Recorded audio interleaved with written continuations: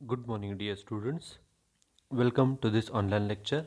I am Mr. Rahul Pawar. In today's lecture, we are going to study the actual practical form of ITR 4. In the previous lecture, we started with this particular ITR 4, and we know that ITR stands for Income Tax Return. Okay, and this income tax return is submitted or is filed by those who incurs or who earns the presumptive business income. जे व्यक्ती प्रिझम्प्टिव्ह business income earn करतात त्यांच्यासाठी हा ITR 4 आहे. त्यांना त्यांचा business करून त्यांचं प्रोफेशन चालवून किती इन्कम मिळालेला आहे तो इन्कम टॅक्स डिपार्टमेंटला सांगण्यासाठी हा ITR जो आहे तो फिलअप केला जातो. We know that there are different types of ITRs: ITR 1, ITR 2, ITR 3, ITR 4 and ITR 5 for example, and all these ITRs are used to provide information relating to the income of an individual, the income of an person to the income tax department. एखाद्या व्यक्तीला ती व्यक्ती individual असेल, ती व्यक्ती partnership firm असेल किंवा HUF असेल किंवा कंपनी असेल, या पर्सनला या व्यक्तीला वर्षभरामध्ये त्यांना किती इन्कम मिळालेलं आहे याची माहिती इन्कम टॅक्स डिपार्टमेंटला देण्यासाठी हे ITR जे असतात हे ITR फिलअप केले जातात and they are submitted to the income tax department. Now about this ITR 4.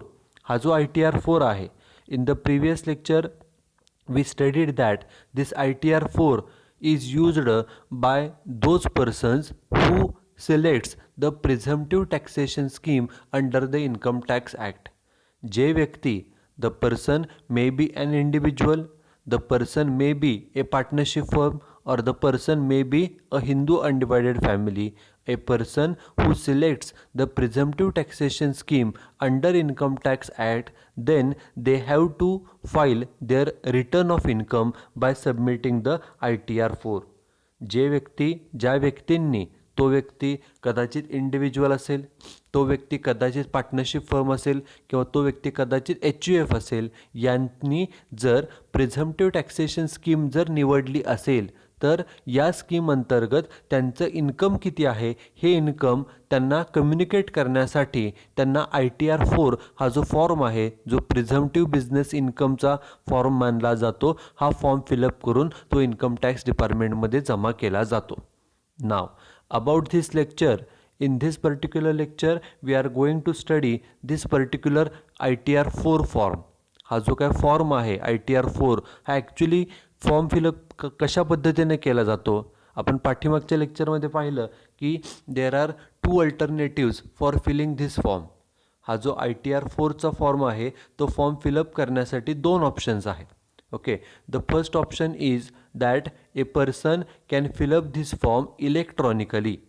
हा जो काय फॉर्म आहे हा फॉर्म इलेक्ट्रॉनिकल माध्यमाने, मग त्यासाठी आपल्याला इन्कम टॅक्स डिपार्टमेंटची जी वेबसाईट आहे, इन्कम टॅक्सची वेबसाईट, ओके, त्या वेबसाईटवरती जाऊन तो व्यक्ती स्वतःच्या बिझनेसचा किंवा प्रोफेशनचा ITR 4 हा फॉर्म ऑनलाईन फिलअप करून तो सबमिट करू शकतो. This is the first option. Now the second option is the offline mode, and in the previous lecture we studied that the offline mode, that is a paper form, okay, can be used by those individuals who are categorized as super senior citizens. जे व्यक्ती, जे individual व्यक्ती हे super senior citizens आहेत. आता super senior citizen म्हणजे कोण, तर ज्या व्यक्तीचं वय 80 अँड अबाव आहे. एखाद्या व्यक्तीचं वय 80 किंवा 80पेक्षा जास्त असेल तर अशा व्यक्तीला सुपर सिनियर सिटिझन्स असं म्हटलं जातं. And only these super senior citizens are allowed to fill up and submit this form in an offline mode, okay, through the paper form. हा जो काही फॉर्म आहे तो ऑफलाईन मोडने किंवा पेपर फॉर्म आपण त्याला म्हणू शकतो. हा पेपर फॉर्मद्वारे सबमिट करण्याची परवानगी फक्त कुणाला आहे, तर फक्त ती सुपर सिनियर सिटिझन्स की ज्यांचं वय 80पेक्षा जास्त आहे अशाच लोकांना फक्त हा फॉर्म ऑफलाईन पद्धतीनं जमा करता येतो. पाठीमागच्या लेक्चरमध्ये आपण हे सुद्धा पाहिलं की while after filling the form we have to submit this particular form to the income tax department. Okay, along with this particular ITR4, there is no any need to attach any kind of a document as an annexure. Okay, हा जो काय form आहे ITR4, हा form जेव्हा आपण submit करू income tax डिपार्टमेंटमध्ये, त्यावेळेला सबमिट करताना या फॉर्मबरोबर कोणतंही डॉक्युमेंट सबमिट करण्याची आवश्यकता नाही. There is no any need to submit any kind of a document along with this particular ITR4. And if we attach any kind of a document, जर आपण त्या फॉर्मबरोबर काही डॉक्युमेंट अटॅच केले तर फॉर्म सबमिट करत असताना ते डॉक्युमेंट्स तुम्हाला पुन्हा काढून तुम्हाला रिटर्न केले जातात. The documents attached are detached from the form and again they are returned to the applicant. जो कोण अर्जदार आहे, जो कोण फॉर्म फिलअप करायला आलेला आहे, त्याला ते डॉक्युमेंट काढून डिटॅच करणे म्हणजे काढणे. जे फॉर्मबरोबर जोडलेले डॉक्युमेंट्स आहेत ते डॉक्युमेंट्स काढले जातात आणि ते काढून त्या जो कोण फॉर्म सबमिट करायला आलेला आहे त्याच्याकडे दिले जातात. Okay, now about this lecture. In this present lecture we are going to study the actual form which is used to file the ITR4. Okay, हा जो काय 2020-21 असेसमेंट इयरसाठीचा जो काय ITR आहे, ओके, ITR4, इथं बघा आपल्याला on the left hand side the name of the form is given, it is ITR4 form. Okay, on the right hand side the assessment year is mentioned, assessment year 2020-21. Okay, and here at the center it is mentioned that this form can be used by the individuals, by the HUF and by the partnership firm.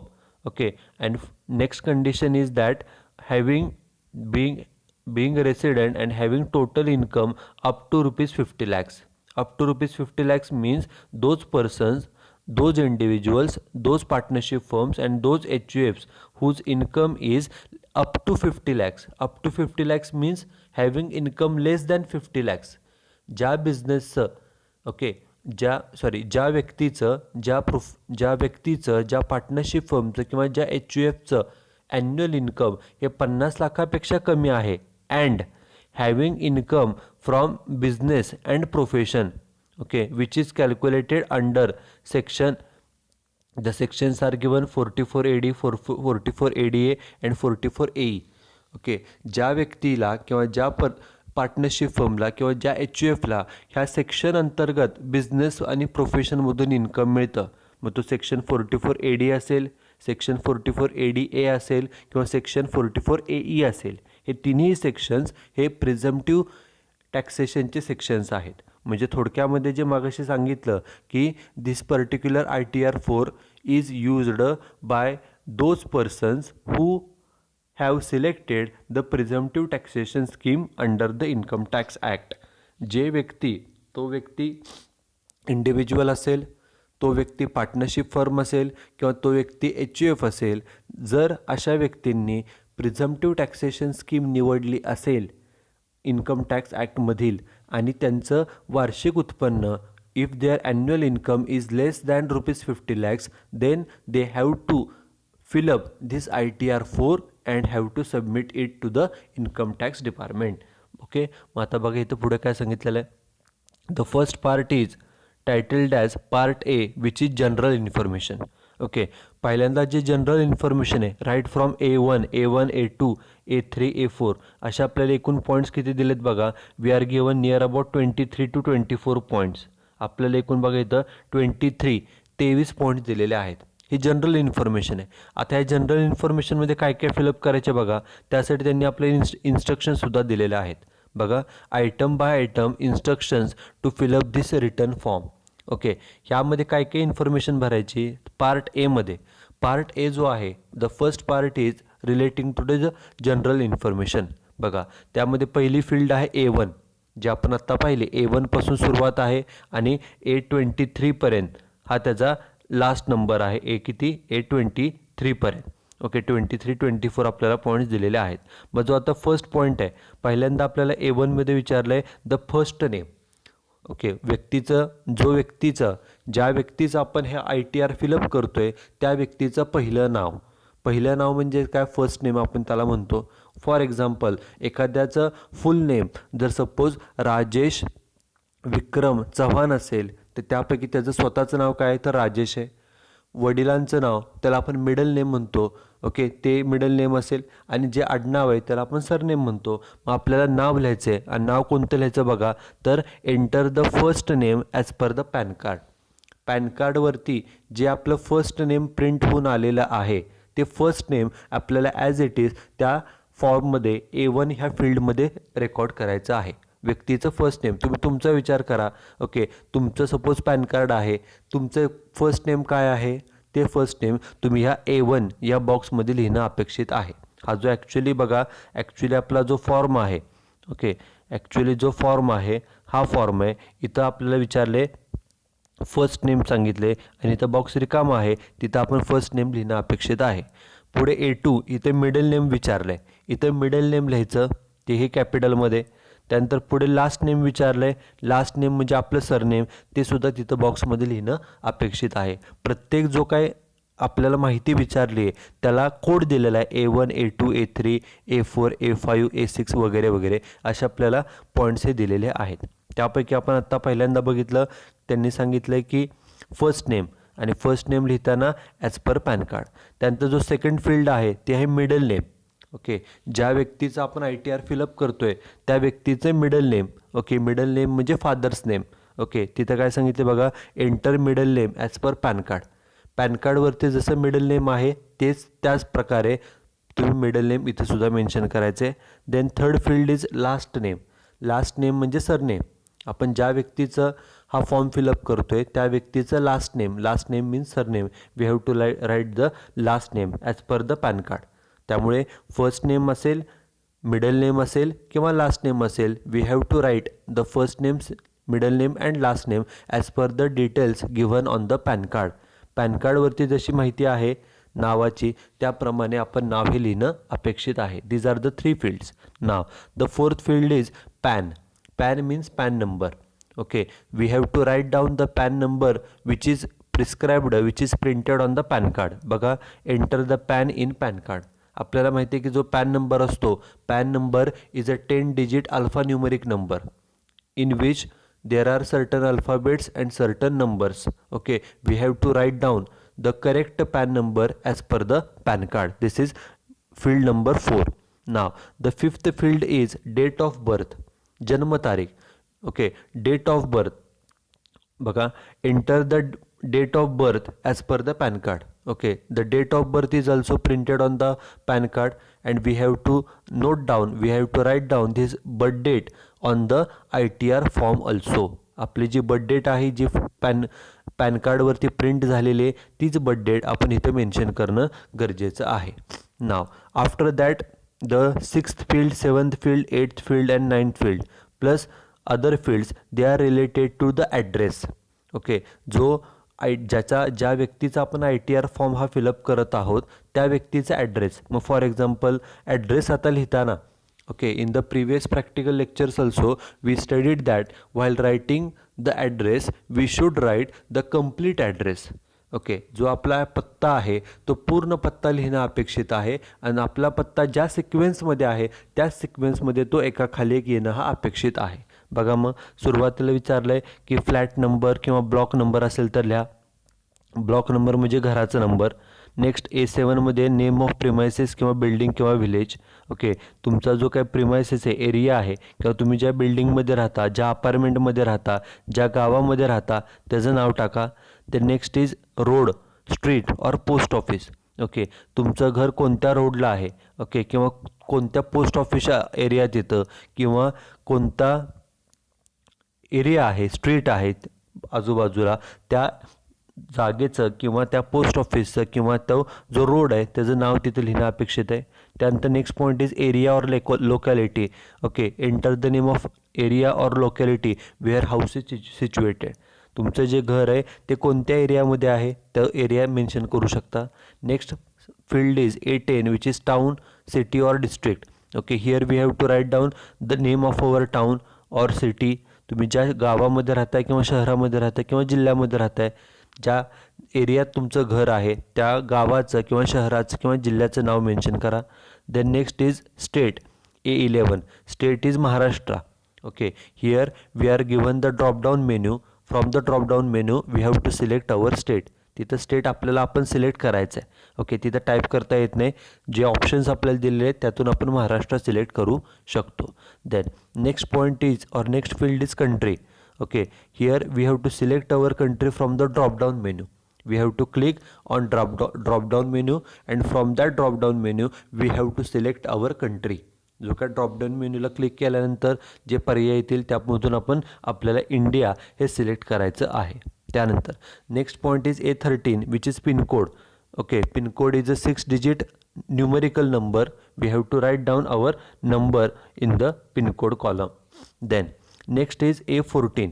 Next field is A14 which is related to Aadhaar number, and we know that Aadhaar number is a 12 digit numerical number, and if any person is not having Aadhaar number but has applied for the Aadhaar number, then he has to write down the acknowledgement number which is called as a enrollment number, which is a 28 digit enrollment number. Okay, आपल्याला तिथं आधार card number mention करणं गरजेचं आहे. आधार card number हा 12 अंकी असतो. तुम्ही तुमचा आधार कार्डचा नंबर चेक करू शकता. तो 12 अंकी. जो ॲप्लिकंट आहे, ज्या व्यक्तीचा आपण ITR-4 हा फॉर्म फिलअप करत आहोत, त्या व्यक्तीचा आधार नंबर आपण इथं मेन्शन करणं गरजेचं आहे. काय सांगितलं बघा, enter the Aadhaar number 12 digit as mention in the Aadhaar card. बरोबर, आधार कार्डवरती जो आधार नंबर आहे 12 अंकी तो इथे मेन्शन करा. In case Aadhaar number has been applied. Okay, आधारला समजा तुम्ही ॲप्लाय केले बट नॉट अलॉटेड, परंतु आधार नंबर अजून तुम्हाला अलॉट झाला नाही, तुम्हाला आधार नंबर मिळाला नसेल, तर please enter Aadhaar enrolment number which is 28 digit number. तर तुम्ही जर आधारसाठी ॲप्लिकेशन केलं असेल तर ॲप्लिकेशन केल्या तुम्हाला लगेच जे ॲक्नॉलेजमेंट म्हणजे पोचपावती मिळते त्यावरती एनरोलमेंट नंबर असतो. तुम्ही तो 28 अंकी एनरोलमेंट नंबर देखील इथं टाकू शकता, लिहू शकता. ओके, जर आधार नंबर तुमच्याकडे नसेल तर. Okay, this is point number A14, field number A14. Now the next point is status. Okay, जो ॲप्लिकंट आहे, what is he status, weather he is an individual, whether he is a partnership firm or whether he is a HUF. Okay, that we have to make a tick mark in the status column. बघा, please tick the applicable checkbox indicating the status which the return is being filed. ज्या व्यक्तीचा आपण हे return file करतोय तो individual असेल तर इंडिव्हिज्युअलच्या समोर टिक करा. जर HUF असेल तर HUFच्या समोर बॉक्स आहे त्याच्यामध्ये टिक करा. जर ते पार्टनरशिप फर्म असेल तर तिथे टिक करा.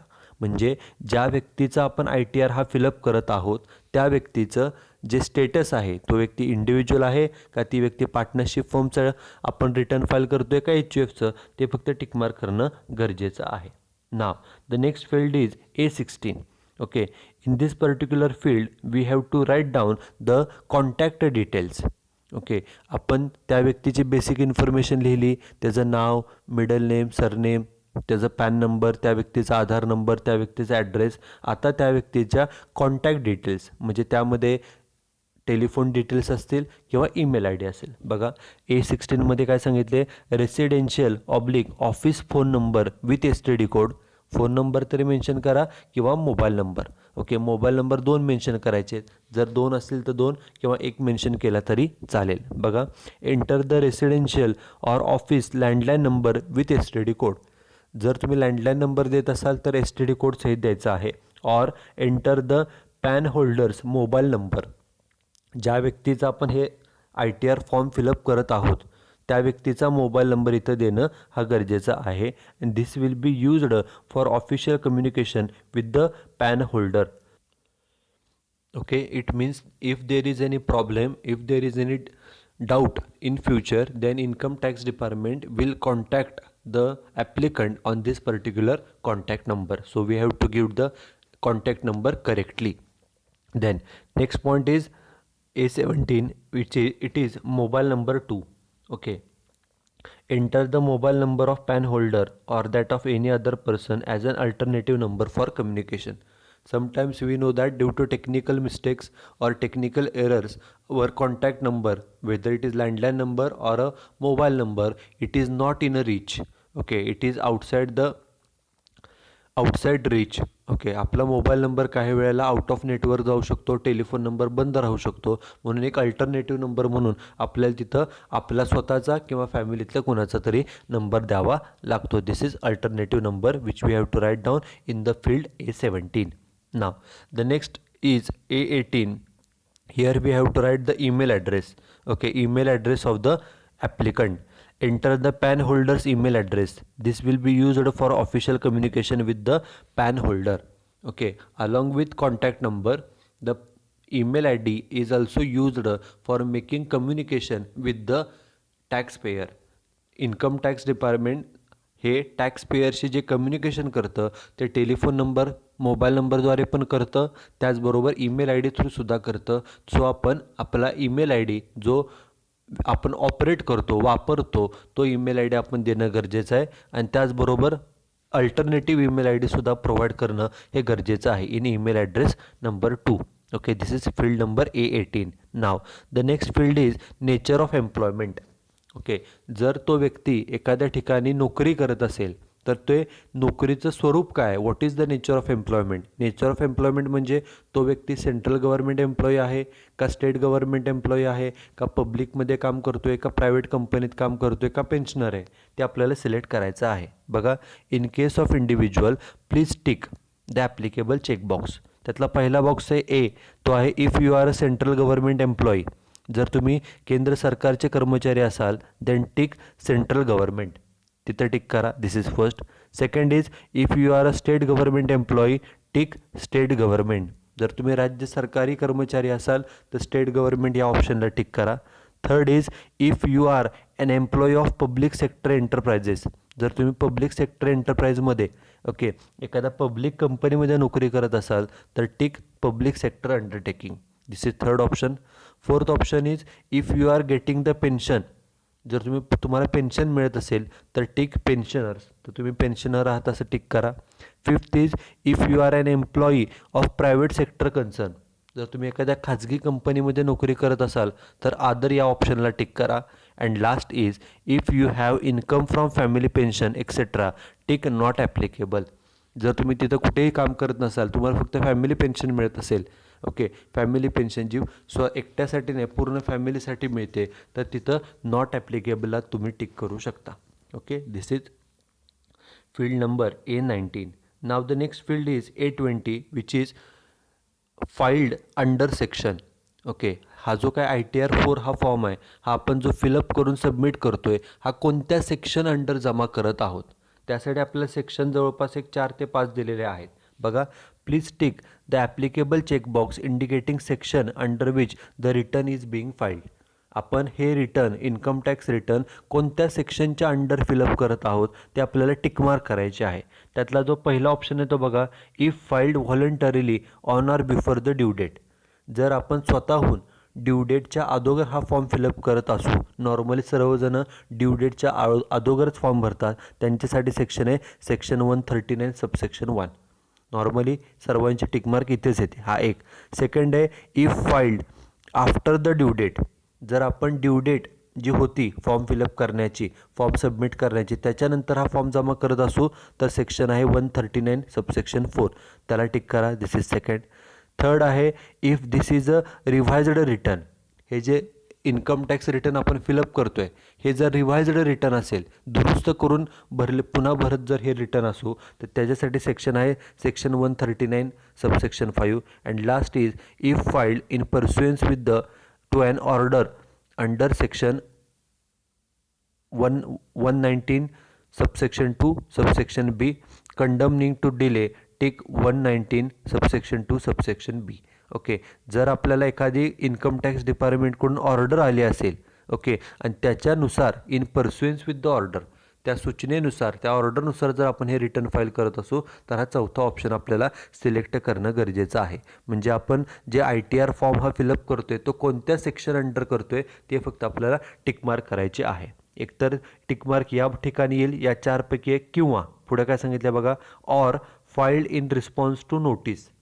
का आपण हा फॉर्म आपल्याला नोटीस मिळाली इन्कम टॅक्स डिपार्टमेंटकडून, okay if we get any notice from the income tax department then we have to tick if we have received any notice, जर नोटीस मिळाली असेल तर इथे टिक येणार आहे. बघा काय सांगितलं आहे, in case the return is being filed in response to statutory notice. जर आपल्याला कायदेशीर नोटीस आलेली असेल इन्कम टॅक्स डिपार्टमेंटकडून आणि त्या नोटीसप्रमाणे जर आपण हा फॉर्म भरत असू तर please tick the applicable checkbox. त्यामध्ये आपल्याला पॉईंट्स बघा काय सांगितलेत, 5 पॉईंट्स आहेत. पहिला आहे if filed in response to notice under section 139. Okay, जर वेगवेगळ्या जे सेक्शन्स आपल्याला नोटीसचे दिलेले आहेत, आपल्याला यामध्ये आपण हेच बघणार आहोत की वेळेमध्ये जर आपण ड्यू डेटच्या अगोदर जर आपण फॉर्म फिलअप केला असेल किंवा ड्यू डेटच्या नंतर काही दिवसांनी फॉर्म फिलअप केला असेल, नोटीसचा प्रश्न काय घेण्याची आवश्यकता नाही, कारण त्यासाठी कोणते सेक्शन आहे, त्याचे नोटीस कशामुळे येते हे आपल्याला पाहावं लागेल. त्यामुळे इथं स्पष्ट म्हटलेलं आहे ऑर. ओके, जर तो फॉर्म आपण कोणत्या अंतर्गत फॉर्म फिलअप करतो तो फक्त आपल्याला पाहायचा आहे. त्यानंतर next field is field number A21. इथं काय सांगितले बघा, if revised or defective enter the receipt number and date of filing the original return. जर हे रिवाइज्ड रिटर्न असेल तर ही माहिती इथं भरायची आहे. ओके, रिवाइज्ड रिटर्न असेल म्हणजे दुरुस्ती काय सुचवली आहे इन्कम टॅक्स डिपार्टमेंटनं, कारण जर आपला अगोदरचं रिटर्न डिफेक्टिव्ह होतं, त्यात चुका होत्या, म्हणून जर आपण हे रिटर्न फाईल करत असू तर ते जे अगोदर रिटर्न फाईल केलेलं होतं ओरिजिनल रिटर्न, त्याची तारीख आणि त्याचा नंबर इथं मेन्शन करावा लागतो. बघा, if this is a revised return or a return being filed in response to notice, okay, please enter the acknowledgement number and date of filing the original return. जर हे रिटर्न रिवाइज्ड रिटर्न असेल तर त्याची माहिती इथं आपल्याला fill up करायची आहे. त्यानंतर दुसरा एक ऑप्शन आहे, तो पण जो आहे तो ऑप्शनलच आहे. बघा, if this return is filed in response to notice. जर आपल्याला नोटीस आली असेल त्या अंतर्गत जर आपण हा फॉर्म फिलअप करत असू तर आपल्याला enter unique number, document identification number and date of such notice. जर आपल्याला इन्कम टॅक्स डिपार्टमेंटकडून नोटीस आली असेल तर त्या नोटीसची तारीख, नोटीसचा DIN म्हणजे डॉक्युमेंट आयडेंटिफिकेशन नंबर हा देखील आपल्याला इथे मेन्शन करावा लागतो. Okay, and now the last point is A24. Whether this return is being filed by the representative SSE.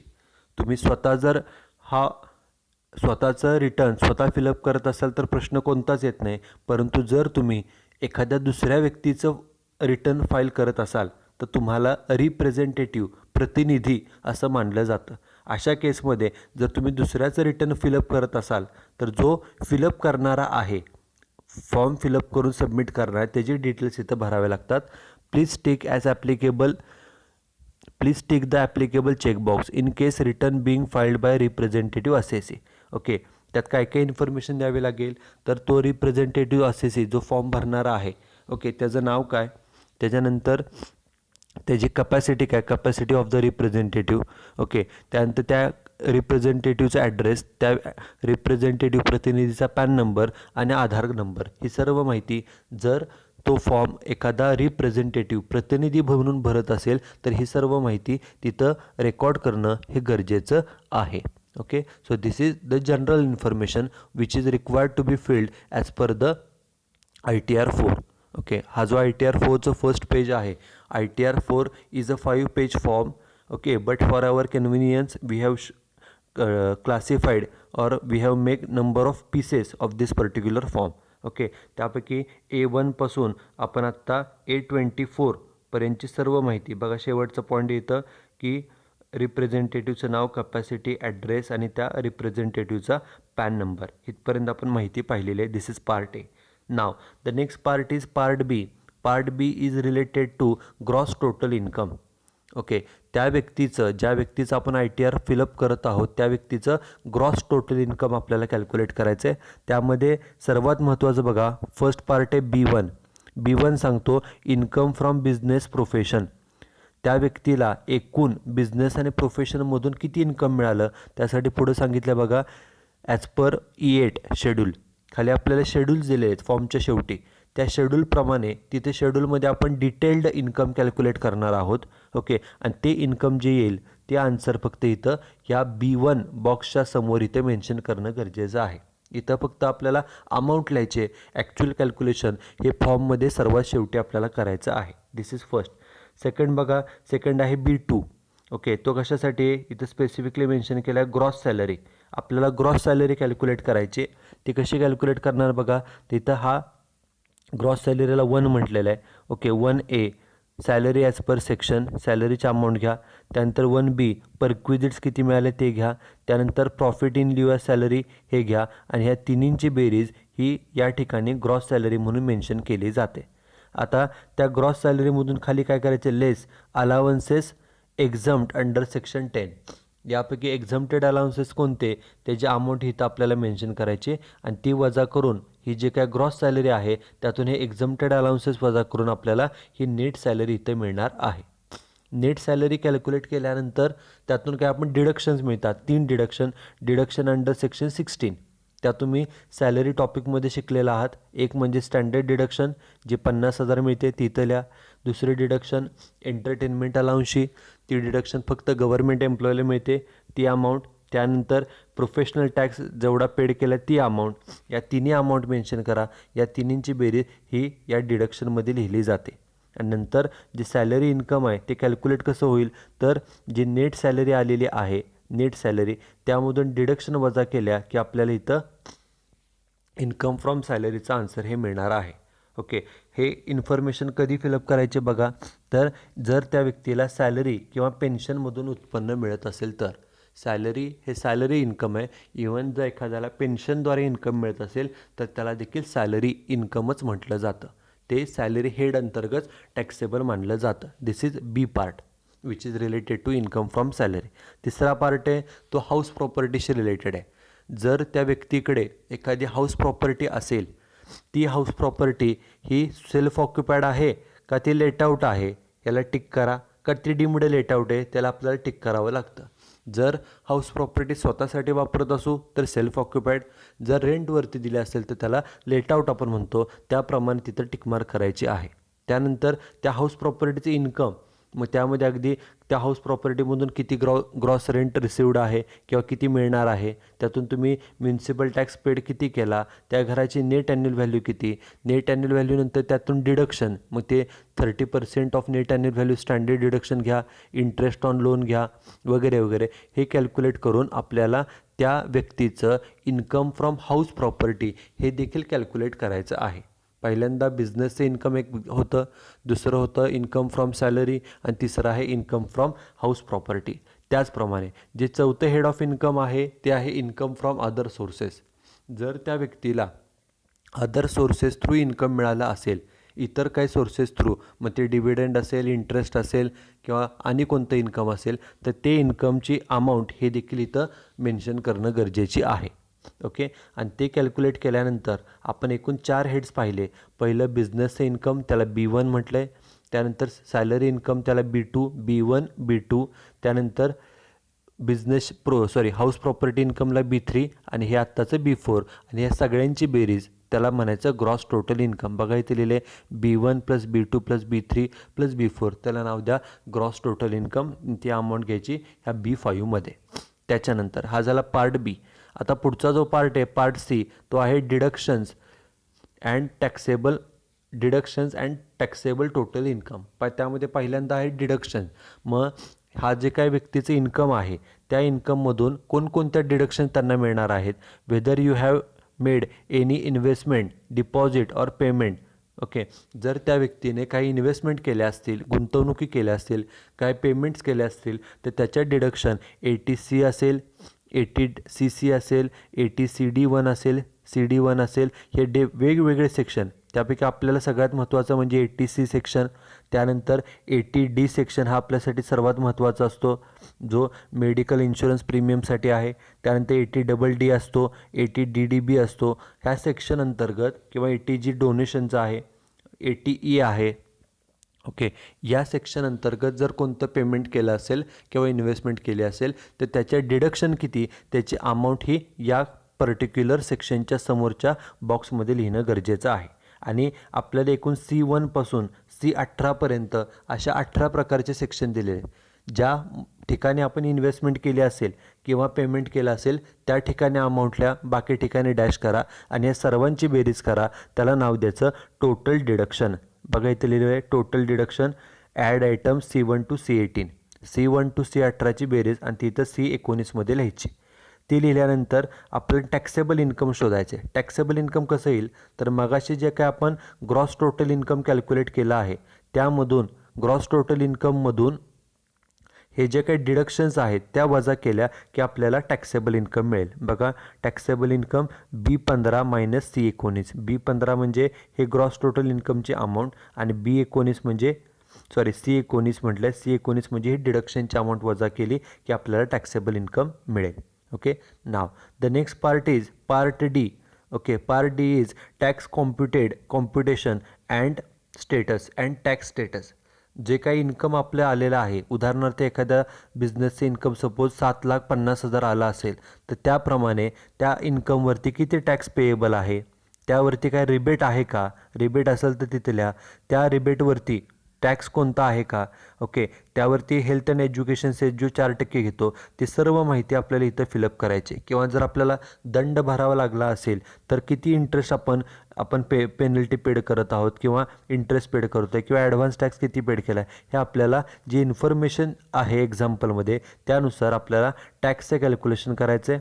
Tax calculate करून आपण टॅक्स किती देणं आहोत, टॅक्स ऑलरेडी किती पेड केलेला आहे, ॲडव्हान्स टॅक्स किती पेड केला, टॅक्स देणं किती आहे, ही सर्व माहिती किंवा टॅक्स रिफंडेबल किती आहे, ही सर्व माहिती आपल्याला या पार्ट डीमध्ये हे मेन्शन करणं गरजेचं आहे.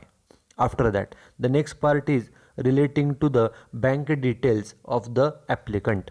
जो ॲप्लिकंट आहे त्याच्या बँक डिटेल्स कशासाठी, जर इन्कम टॅक्स रिफंड मिळणार असेल, परत काय रक्कम मिळणार असेल तर ती कोणत्या अकाउंटमध्ये जमा करायची, त्यासाठी बघा काय सांगितले, डिटेल्स ऑफ ऑल बँक्स आणि सर्व बँकेच्या डिटेल्स ह्याच्या जेवढ्या ठिकाणी तुमचे अकाउंट आहेत, details of all banks in India at any time during the previous year. Okay, त्यामध्ये त्या बँकेचं IFSC कोड लिहा, त्या बँकेचं नाव लिहा, त्या बँकेमध्ये असणाऱ्या अकाउंटचा नंबर लिहा आणि समजा तुमचे 2, 3, 4 समजा 3 बँका असतील, सर्व बँका ज्या बँकेमध्ये तुमच्या अकाउंट्स आहेत त्या सर्व बँकांच्या डिटेल्स इथं फिलअप करायच्या आणि त्या 3-4 अकाउंटपैकी त्यांनी शेवटी विचारलं आहे select account for refund credit.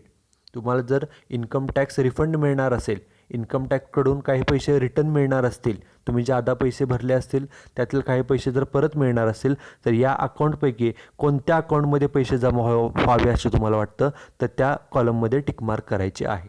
ज्या बँकेमध्ये तुम्हाला पैसे हवेत त्याला टिकमार्क करणं गरजेचं आहे. आणि तिथं 2 इन्स्ट्रक्शन महत्त्वाचे दिले आहेत. बघा, पहिली minimum 1 account should be selected for refund. जे अकाउंट दिले तुम्ही अकाउंट नंबर 2-3 त्यापैकी एकाला तरी टिकमार्क असणं गरजेचं आहे जेणेकरून त्या अकाउंटमध्ये पैसे रिफंड केले जातील, हे एक. आणि दुसरं, in case of refund multiple accounts are selected. जर एखाद्याने एकापेक्षा 2 अकाउंटला टिकमार्क केले असेल, ओके, तर then refund will be credited in one of the account decided by the income tax department. जर तुम्ही एकापेक्षा जास्त अकाउंट नंबरला टिकमार्क केली असेल तर त्यापैकी कोणत्याही अकाउंट नंबरला इन्कम टॅक्स डिपार्टमेंटला जे वाटेल त्याप्रमाणे त्याला पैसे हे पाठवले जातात. Okay, this is relating to bank details. And next part, okay, income tax return आपलं इथं संपलेला आहे. हा जो पुढचा पार्ट आहे तो आहे जे आपण इन्कम फ्रॉम बिझनेस कॅल्क्युलेट करणार आहोत. 3 सेक्शन्स आहेत. एक सेक्शन AD, सेक्शन 44 AD, त्यानंतर दुसरा सेक्शन 44 ADA आणि सेक्शन 44 AE. त्याप्रमाणे त्यांचं इन्कम कॅल्क्युलेट करायचं आहे. ते आपण नेक्स्ट लेक्चरमध्ये डिटेलमध्ये पाहणारच आहोत. बघा, पहिले computation of presumptive business income under section 44 AD. Okay, 44 AD हा स्मॉल बिझनेससाठी आहे. त्या बिझनेसचं इन्कम जर तुमचं असेल तर त्यासाठी हा फॉर्म फिलअप करा. त्यामध्ये काय काय फिलअप करायचे त्याचे एक्झाम्पल आपण नेक्स्ट लेक्चरमध्ये पाहणारच आहोत. त्यानंतर दुसरा पार्ट जो आहे की computation of presumptive income from profession.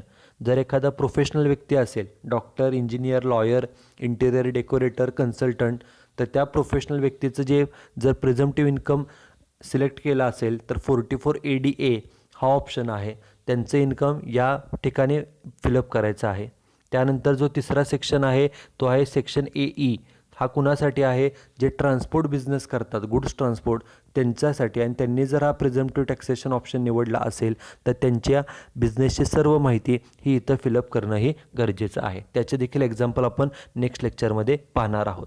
त्यानंतर जो लास्ट पार्ट आहे बऱ्यापैकी तो आहे तो जो बिझनेस आहे तो बिझनेस गुड्स ट्रान्सपोर्टेशनचा असेल किंवा प्रोफेशनचा असेल किंवा स्मॉल बिझनेस असेल, त्या बिझनेसच्या जी काय फायनान्शियल कंडिशन आहे, मग त्या बिझनेसचं capital, secured loan, unsecured loan, advances किती, क्रेडिटर्स किती, अदर लायबिलिटी, एकूण कॅपिटल, फिक्स्ड असेट, स्टॉक किती आहे, डेटर्स किती आहेत, बँक बॅलन्स किती आहे, कॅश किती आहे, कर्ज किती दिलेत, इतर असेट, असे सर्व फायनान्शियल इन्फॉर्मेशन ही आपल्याला इन्कम टॅक्स डिपार्टमेंटला सांगावी लागते. ही सर्व इन्फॉर्मेशन बॅलन्स शीटमधून आपल्याला इथं पुटअप करावी लागते. And last part is the verification.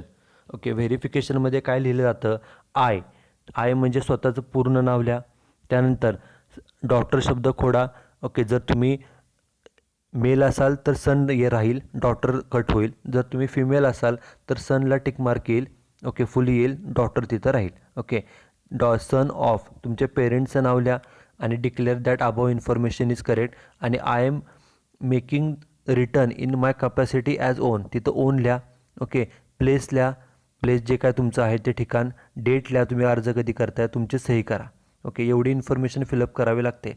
आणि जर तुम्ही तुमचं हे रिटर्न एखाद्या TRP म्हणजे टॅक्स रिटर्न प्रिपेररकडून तयार करून जमा करत असाल त्यांच्या थ्रू, तर त्या TRP जो असणारा व्यक्ती जो आहे, टॅक्स रिटर्न प्रिपेरर, त्याचा 10 डिजिट नंबर, त्याचा एक नंबर त्याला इन्कम टॅक्स डिपार्टमेंट देतं, तो नंबर, त्याचं नाव, त्याची सही आणि त्याला आपण किती फी पेड केली हे ITR फिलअप करून जमा करण्यासाठी ती फीसुद्धा आपल्याला इथं मेन्शन करावी लागते.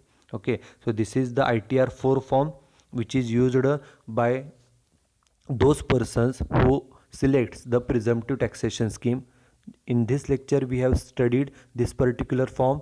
Now in the next few lectures we are going to study the practical examples on filling of this particular form. Okay, so that's it with today's lecture. Thank you very much.